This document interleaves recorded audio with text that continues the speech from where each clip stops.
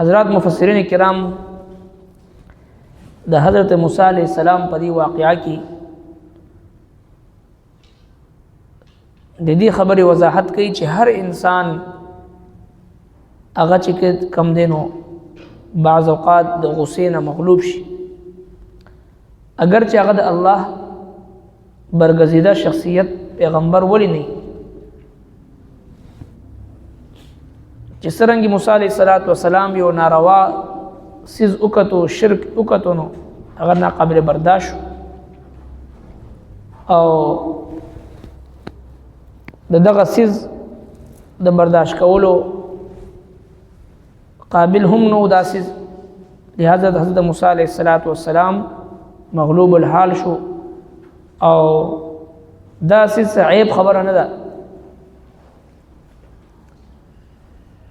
کاملین د الله تبارک وتعالى مقربین خلق چې دی هغه هم دغه سیز نه متاثر کیدي شي.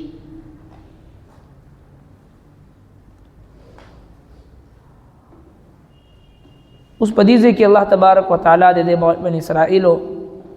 سزا ذکر کوي. سوره بقره کې هم سزا ذکر دی چې فقتلوا انفسکم، خپل ځانونه قتل کړئ، دا دغه لپاره سزا و. دې ځای کې هم الله تبارک وتعالى د دوی سزا ذکر کوي. ورسره د توبې ذکر هم دی چې کله هم یو انسان نه بدی وشي، خطا او ګناه وشي، نو هغه به توبه وباسي. څرنګه چې حضرت موسی علیہ السلام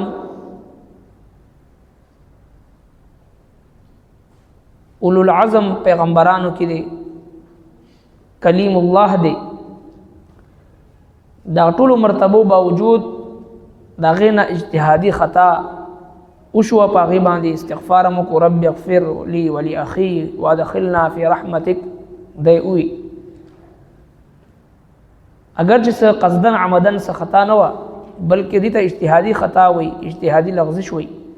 په هغه باندې هم چې دی هغه استغفار وکړه.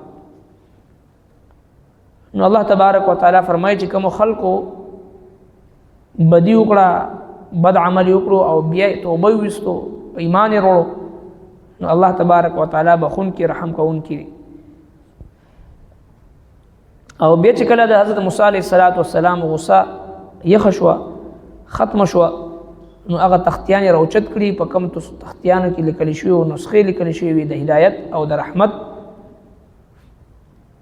دا خلقو د پاره چې کوم خلق د الله او د خپل رب نه یریږي.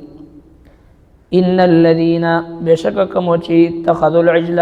ونولوا معبود سخي سينالهم وبرسيږي دوی ته غضب من ربهم، د دوی د رب د طرفنا، وذلة او ذلت فی الحیات الدنیا، په ژوند کې د دنیا. وکذالک نجزی المفترین، او دغه شان مونږ سزا ورکو دروغ تړونکو ته. کوم خلکو چې ونیولو سخي معبود وبرسیږي دوی ته غضب د دوی د رب د طرف نه په ژوند کې د دنیا، هغه ورسېدو. الله تبارک وتعالى فرمایي چې دا ستاسو سزا ده چې فقتلوا انفسکم، خپل ځانونه قتل کړئ. وکذالک نجزی المفترین، او دغه شان موږ سزا ورکو دروغ تړونکو ته. دروغ تړونکي مفسرین کرام فرمایي چې دا هغه مشرکین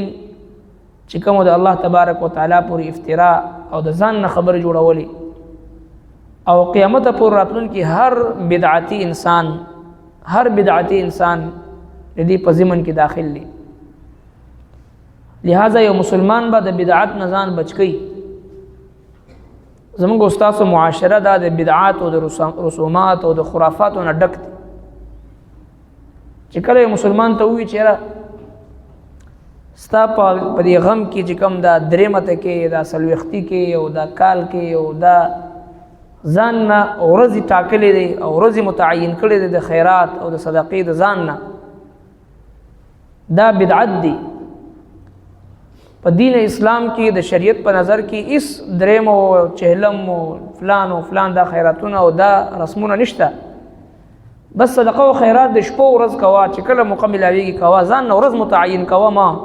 په څلورم ورځ باندې کوا، په دویم ورځ باندې کوا، په پنځم ورځ باندې کوا، په لسم ورځ باندې کوا. نو دا ورځ خاص کول دا بدعت دی. دغه شان چې کله الله تبارک وتعالی د چا په کور کې خادي راولي واده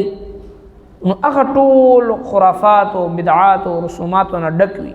په هغې کې د الله او د الله د رسول نه فرمانی کېږي، هغې کې ټول د فحاشۍ او د عریانۍ نه ډک وي، او هغه ټول د هندوانو او د یهودو د نصاراو د رسوماتو نه، که هغه جنج دی، که هغه نکریزي ده، مهندي ده، که هغه یو شی دی، که بل شی دی، دا څونه رسومات زموږ استادو په خادو کې دا سر ترسي، دا ټول د څه د هندوانو رسمونه دی او څه د یهودو دی، څه د نصاراو دی، د دې نه راغښتلې شوي وي. نو چې کله یو مسلمان ته وویل شي چې یاره دا رسمونه خو د کفارو دی، په دې باندې الله او د الله د رسول ذات خفه کېږي، دا پرېږده، نو یو مسلمان د دې پرېښودلو ته تیار نه دی. نو دا څنګه د اسلام دعوا ده؟ دا څنګه د الله تبارک وتعالی سره د محبت دعوا ده؟ دا څنګه د نبی علیه الصلاۃ والسلام سره د محبت دعوا ده چې یو طرف ته د الله او د الله د رسول سره د محبت دعوا وي او بل طرف ته دغه د الله او د الله د رسول محبت مانځه پورې محدود وي، او دغه محبت چې د کلمې په ژبه باندې ویلو پورې محدود وي. نه، د مسلمان شان دا دی چې دی کله څرنګه چې په مانځه کې د الله تبارک وتعالی مخې ته په فرمانبردارۍ سره ولاړ وي، په سجده کې پروت وي، په رکوع کې پروت وي، دغه شان چې کله د په غم راشي، د په کور کې خادي راشي، د په معاملاتو کې، د په کاروبار کې، د په هر څیز کې د الله تبارک وتعالی حکم دا ښکاره کېدل پکار دی. نو لہذا زموږ استاسو معاشره د بدعاتو نه ډک او د الله محبوب پیغمبر فرمایي، د الله محبوب پیغمبر فرمایي کل بدعة ضلاله وکل ضلاله فی النار، هر یو بدعت دا گمراهی ده او هر یو گمراهی دا په جهنم کې وي. نو لہذا په حیثیت یو مسلمان چې کله موږ ته پته ولګي چې یاره دا شی بدعت دی او دا سنت دی، نو پکار دی چې موږ سنت اختیار کو او بدعت پرېږدو. حدیث پاک کې راځي چې قیامت په ورځ باندې د حشر په میدان کې چې کله د الله محبوب پیغمبر د کوثر جام خپل امتیانو باندې سکي، او نبی علیہ السلام مبارک فرمایي چې د هغه کوثر جام کوثر چې کوم حوض کوثر د جنت نه یو نهر راغلی وي، د شهدو نه خوږ، د پیو نه سپین او د خوندو د لذت نه ډک، زه خپل امتیانو باندې هغه جام سکم، زما کم امتی چې هغه اوسکي نو هغه جنت ته رسېدو پورې به هغه تږي کېږي نه. ځکه زموږ استاسو اسلافونه دا منقول دی چې د الله تبارک وتعالی نه دا سوال کول چې یا الله د خپل محبوب پیغمبر په لاسونو باندې د کوثر جام مونږ ته نصیب وګرځي. نبی علیہ الصلوۃ والسلام مبارک فرمایي چې کله زما امت خلق برازي او زبا د خپل امت خلقو باندې با د کوثر جام سکم، او د هغه جام چې کوم لوخي د کوثر چې کوم جامونه وي لوخي هغه د اسمان د ستورو نه هم زیات وي، او په دغه دوران کې باسه خلق راځي چې نبی علیہ الصلوۃ والسلام چې وګوري ظاهره باندې هغه د نبی علیہ السلام امتیان، خو بیا چې کله دوی را نږدې شي نو فرشتي به راشي د دوی د نبی علیہ السلام په منځ کې به پرده حایل کړي. نبی علیہ السلام فرمایي دا خو زما د امت خلق دي. صحابه فرشتي به ورته وایي چې د الله رسوله بېشک ستا د امت خلق دی، خو ستا د وفات نه بعد تا نه رستو دوی نوي خرافات او بدعات او رسوماتو باندې دي ژوند تېر، ستا طریقه پرېښې ده، ستا لاره پرېښې وه. د نبی علیہ السلام او د هغوی په منځ کې به پرده حایله کړي شي، د نبی علیہ الصلوۃ والسلام نه به دوی وشړلی شي. نو دا د بدعتیانو ډله ده. نو زمونږ استاسو ژوند به حیثیت مسلمان، زمونږ استاسو معاشره، زمونږ استاسو غم، زمونږ استاسو خادي او زمونږ استاسو هر یو معامله چې دغه د بدعاتو نه ډک، نو چې یو څیز پته ولګي چې دا شی بدعت دی، دا زما د محبوب پیغمبر نه ثابت نه دی، نو هغه پرېښودل پکار دی. د هر یو عمل د قبولیت دپاره درې شرایط موږ ذکر کوو. اول ایمان، دویم اخلاص،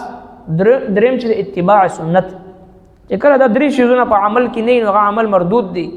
یو سړی ډېر ښه عمل کوي خو مؤمن نه دی نو هغه مردود دی، ایمان شرط. دویم یو کس مؤمن دی خو عمل د ریا دپاره کوي، دا شرک دی، اخلاص ضروری دی. او دریم چې دی یو سړی مؤمن هم دی، مخلص هم دی، خو د کافر په طریقه لګیا دی، د اغیارو په طریقه لګیا، دا مردود دی. مؤمن هم دی، اخلاص سره کوي لګیا دی، خو طریقه د اغیارو دی، نو دا مردود دی. نو اول ایمان، دویم اخلاص، او دریم په طریقه د پیغمبر.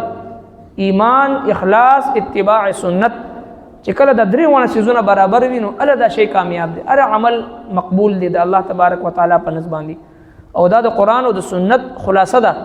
زمونږ استاد د منځ او د روجي او د عبادت او د اخلاقیات او د معاملات او د معاشرت د دې ټول چیزونو خلاصه او نچوړ د درې خبرې چې کوم عمل موږ او تاسو د الله تبارک وتعالى په نسبت باندې مقبول ګرځول غواړو چې دا قبول شي نو دا درې چیزونه شرط دي ایمان اخلاص اتباع سنت ایمان چې هغه د شرک نه پاک وي اخلاص ریاکاری نه پاک وي اتباع سنت چې د غیر طریقې نه پاک نو لہذا چې کوم عمل مونږ او تاسو کو کا غم وی کا خادي وی کا معاملات وی کا ارسوي نو دا قتل پکار چې اداسي زما د محبوب پیغمبر د سنت نه ثابت دی او کنه او د نبی صلی الله علیه وسلم مبارک جون لقد کان لکم فی رسول الله اسوه حسنه یو عمل تر دې پورې چې د وفات په وخت کې د نبی صلی الله علیه وسلم ګیره مبارک شپږ دانی وخت سپین شو تر دې پورې صحابه کرامو چې د دین اسلام محفوظ کړي د امت ته موږ او تاسو ته رسولې دي د نبی صلی الله علیه وسلم ګیر مبارک سو وخت سپین شپږ وخت دی پوری نبی صلی الله علیه وسلم سیرت چې دغه محفوظ کړي د صحابه کرامو د امت ته رسولې دي نو دومره هر یو چیز د دین اسلام واضح دی